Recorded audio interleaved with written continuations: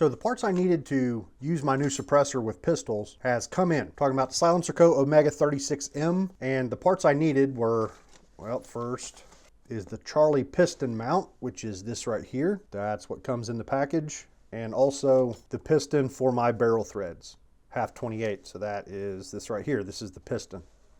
So we take the piston mount, remove this piece right here. We take out the big spring. So they're like little teeth down there. It looks like a castle nut, and there are corresponding grooves here. So whenever this goes down in here, it needs to line up just right. And those teeth go down in the grooves, and you see, yeah, you can see it through the little holes. Then our spring goes on, our cap goes on, and the cap is a little bit of a tight fit because it's got an O-ring. Yeah, shiny little O-ring in there.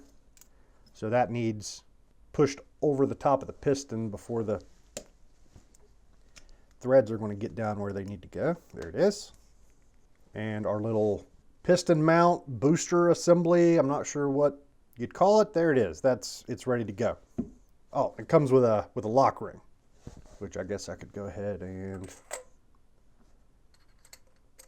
put that there and then screw on the lock ring. Get our front cap installed and we're ready to shoot. Let me pull this back out. It'll be a little bit easier to show you. Here is my Glock 19 with a Lone Wolf barrel that's threaded half 28, which I should probably go ahead and close it up there. So that's how it goes on. And what you got to watch, so as the slide starts to come back, you can see there's not a ton of clearance, but there's enough. And I guess the whole point of this piston and booster assembly is to allow that initial unlocking movement. You know, that's whenever your barrel's dropping out a battery there. I guess that's the piston allows that first movement to happen without the entire mass of the suppressor needing to move, because it's a pretty beefy spring, but if you pull it, you can actually move this. So that seems to be how it works. Now, SilencerCo sells 3 different pistons that are threaded half 28. This is the standard one. They've got an extra long one, and they've got one that's labeled SN, which apparently stands for soft nose or something like that.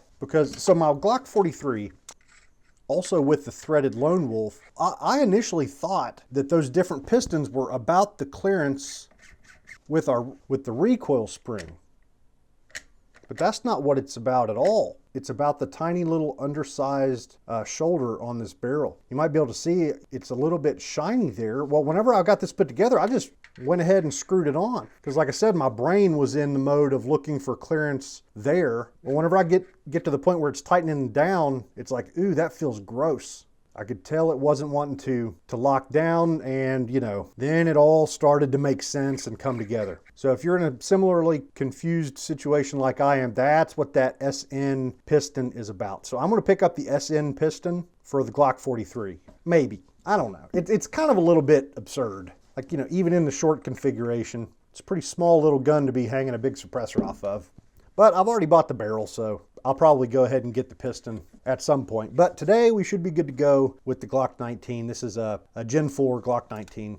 And I'll probably go ahead and shoot the suppressor in both the short and long configurations just for the heck of it. But I think first of all, we'll put it together in the short configuration and go with that. Okay, so another thing, after the last video, lots and lots of outstanding feedback about suppressor cleaning. So this new guy that we've just got a few shots through, still pretty clean, but my older SilencerCo Omega 300 is extremely dirty. So instead of sending that thing off to SilencerCo to get the baffles replaced, I want to play around with some cleaning methods. I've ordered a gallon of piston clean and a gallon of the Simple Green aircraft cleaner. Those were both recommended in the comments of the last video. There were a bunch others mentioned as well, but like I kind of had to draw the line somewhere. And the piston clean and the Simple Green, they both looked like kind of gentle options, you know, shouldn't be too harsh. So we'll try those out and see how that goes. So go ahead and tighten down the end cap. Want to make sure I got this tight. Yep, piston's in there. And then the locking ring. Here's a look at the shoulder on the Glock 19 barrel. You can see a whole lot more for that piston to mate against Okay, there she is ready to shoot. And I've got a couple different types of ammo. These are some hot loads with 124 grain Hornady XTP, most of which are loaded with unique. So those are definitely going to be supersonic, so they'll be a little bit loud, but also loaded up. If you saw my Lee Deluxe Perfect Powder Measure video, you saw I was weighing out some charges of tight group. This is a 124 grain full metal jacket. With that light charge of tight group, these should definitely be subsonic. Not much challenge in making subsonic 9mm ammo. If you're buying factory ammo, most of it is faster, but for reloaders, most powders especially with 124, 147 grain bullets, those lighter loads will be subsonic anyway. All right, let's go shoot. I would say there's a very real possibility I'm not going to be able to hit anything at all because the gun doesn't have suppressor sights. No big deal. Close enough is fine. So I've got some plates at 6 or 7 yards and the biggest ones are 8 inchers, I think. So hopefully that'll work. All right, I want to start out with the light loads that I expect to be pretty quiet. Start out by seeing if the dropping the slide works okay. Yep, seems to work okay. This first shot, I'll just put it into the berm. All right, seemed to work. Bullet went the right direction. Drop the mag, do a little inspection, make sure nothing, nope, nothing weird seemed to happen. I think the velocity is a little higher than I was expecting on these. I'm pretty sure I heard a supersonic crack. Let's see if I can hit a plate.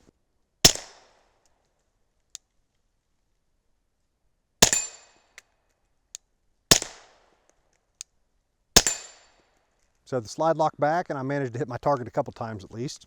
Definitely a little bit louder than I expected. I'm gonna go ahead and put my ears in here because I want to try some hotter loads next. Okay, this magazine has some of those 124 grain XTPs. See if they run okay.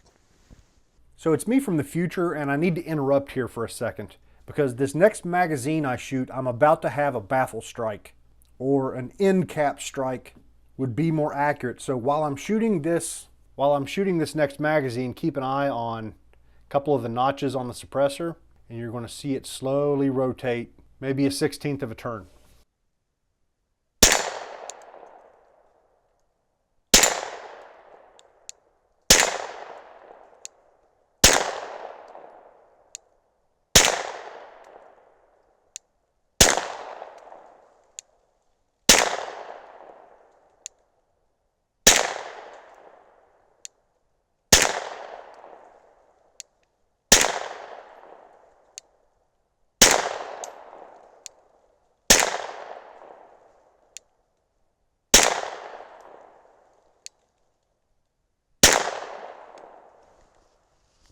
No, I was crazy that first time. That was significantly louder than those lighter rounds I was shooting earlier.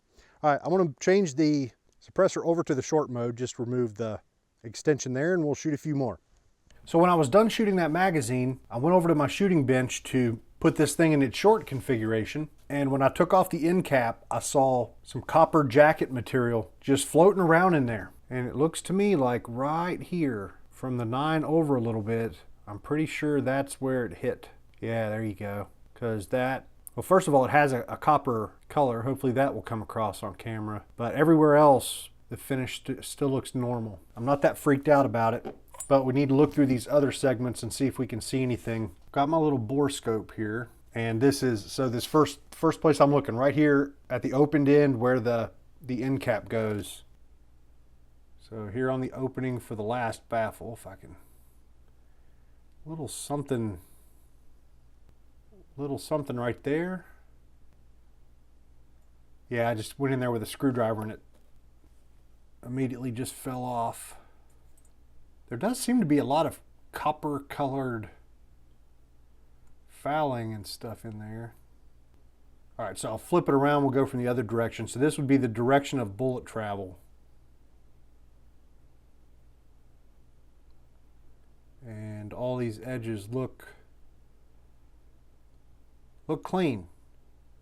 So okay, so that's the 3 baffles in our little extension.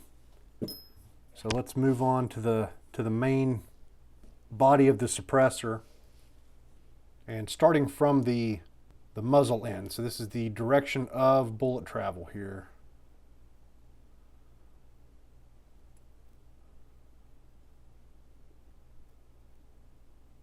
That looks like just another little flake.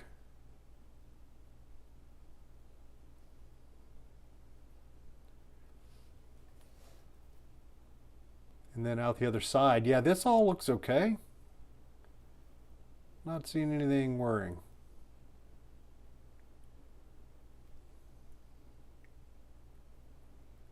Okay, so no harm, no foul, I guess. I'm, yeah, feeling pretty lucky. Feeling extremely lucky. You know what I think happened? So it was a new barrel and a new piston. So all the threads are nice and clean, and the thing was screwing together so freely. Like now it's not anymore. Like now things are fouled up, threads are getting grungy, and there's a little bit of friction as you're coming down, you know, to kind of seat it, to finish tightening it. It seems like once it broke a little bit loose, it seemed eager to move freely. You know what I mean?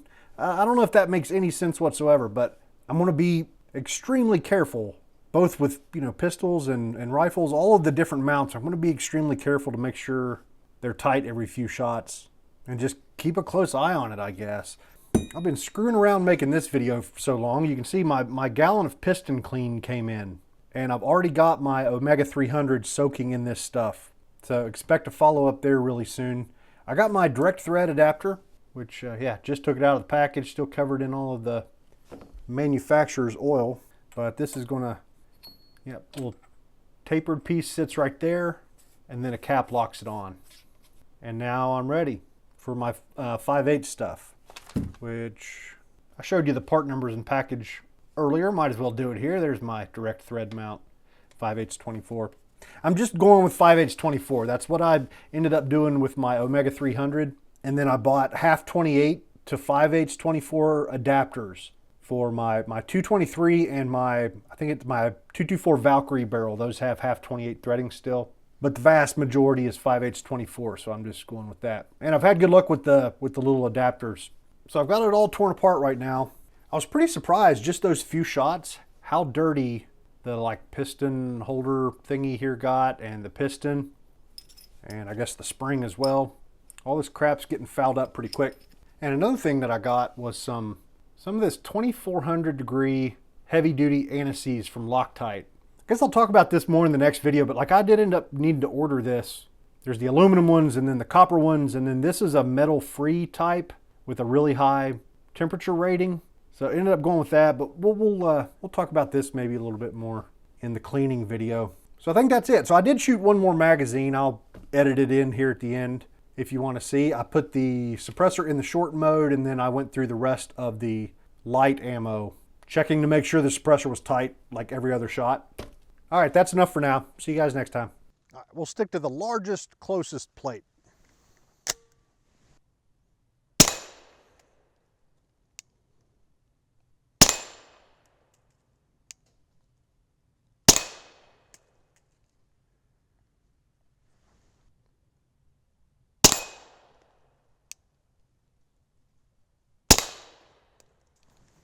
All right. So that time I hit most of the time. I was focusing a little bit more on my sights and kind of looking through the suppressor to where my sights were actually pointing. So let's try the, yeah. So let me try the other plate. It's a little bit farther away.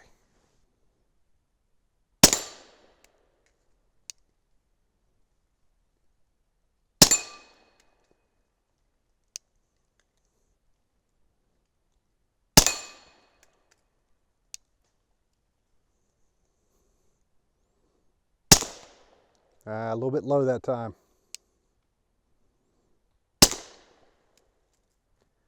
And then high that time. Another barrel tightness check. It feels good.